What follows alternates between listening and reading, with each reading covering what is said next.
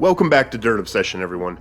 Polaris has launched the 2022 Sportsman XP1000 lineup with some new features this year.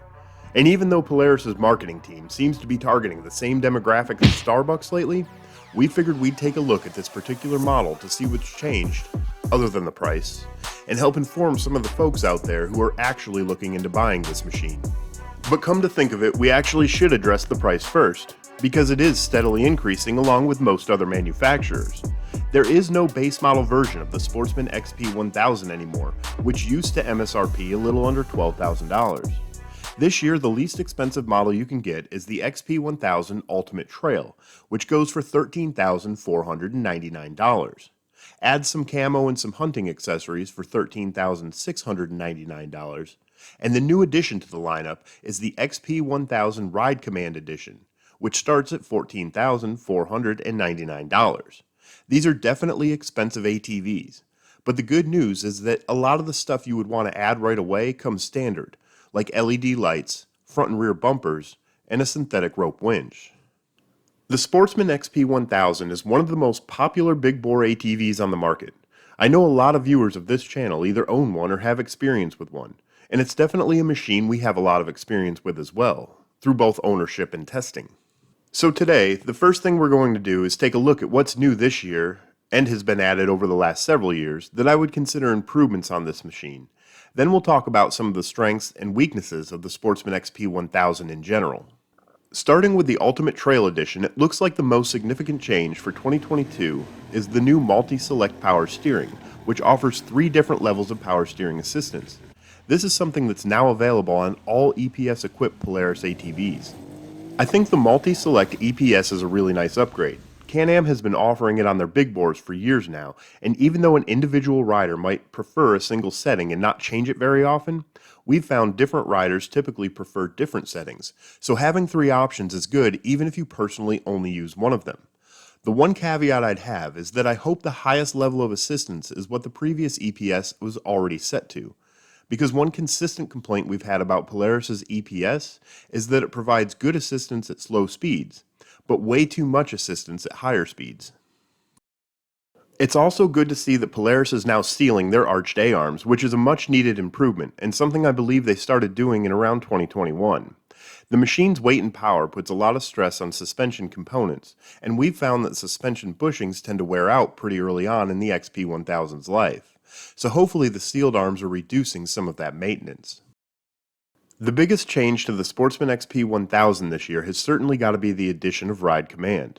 This is available on limited edition Ride Command specific models that have an altered headlight pod to make room for the 7-inch Ride Command tablet. Ride Command has been available for a few years now on Polaris' side-by-side models. It's basically a satellite GPS and communication tablet that enables you to plan routes, set waypoints, see other riders you're connected to, and a few other details like integrating with your machine. I think Ride Command is going to be a nice option for some people. The display is larger than your phone or a typical GPS unit, and having it integrated in the pod makes it pretty convenient and easy to see. But I have to be honest, I think Yamaha is doing this better the way they've integrated their Adventure Pro, because all Grizzlies are pre-wired for the Adventure Pro, but none of them have the Adventure Pro standard. That means anyone who has the Grizzly has the option, but they're never a mandatory integrated feature. Polaris is doing this through the limited edition model with the redesigned headlight pod, so I think it might be a little more difficult to add it to another machine. At least it wouldn't be integrated the same way. And the other issue is, if you don't want Ride Command, there's a potential for a Ride Command Edition to be the only option your dealer has available. Those are pretty minor issues though. Overall, it's nice to see any attention paid to the ATV market, and integrating more technology for those who want it is a good thing. Just don't flip your ATV over, because that whole headlight assembly just became a lot more expensive to replace. So that's what's new to the Sportsman XP1000 lineup. Mechanically, no significant changes. The 90 horsepower ProStar engine is very smooth with lots of power that's delivered very manageably. The ground clearance is great at 11.5 inches, and for some reason the Ride Command Edition says 12 inches of ground clearance on the website. The tires are the same, so I'm not sure what the reason for the difference is. Speaking of the tires, we didn't really care for the Duro tires Polaris is using. They don't seem to grab as well as most moderate trail tires. I wish they would go back to the Maxxis Vipers they used on the limited edition model in 2017. Those were a great choice for this machine. Clutching on the XP1000 is pretty tame off the start. It doesn't pop and hit like the Can-Ams, and I think that's intentional. Polaris Sportsman XP1000 is the big bore for the more laid-back rider. It's very plush and comfortable. I've done 150 trail miles in one day and was ready to hop right back on the next day. But I would say its features and power delivery lend themselves better to a casual rider than someone looking to push their limits. Polaris's all-wheel drive system gets a lot of hate from critics, but in my opinion it's a user-friendly, effective system that's especially good over slick terrain. The all-wheel drive system on the Sportsman is the most comfortable system to leave on and drive in down a trail where other four-wheel drive systems would have more of an impact on handling.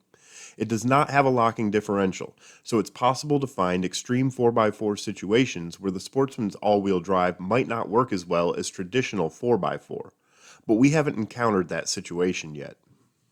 We had two of these machines, a 2018 and a 2019 model, that both encountered similar issues within the first 1,000 miles. Most significant of the issues we experienced was a faulty one-way bearing preventing the gear selector from shifting and causing the machine to pull at idle, as well as the lower steering post loosening up and creating play in the handlebars. I point those things out because I'm a consumer advocate first and foremost, and I have no obligation to the manufacturers.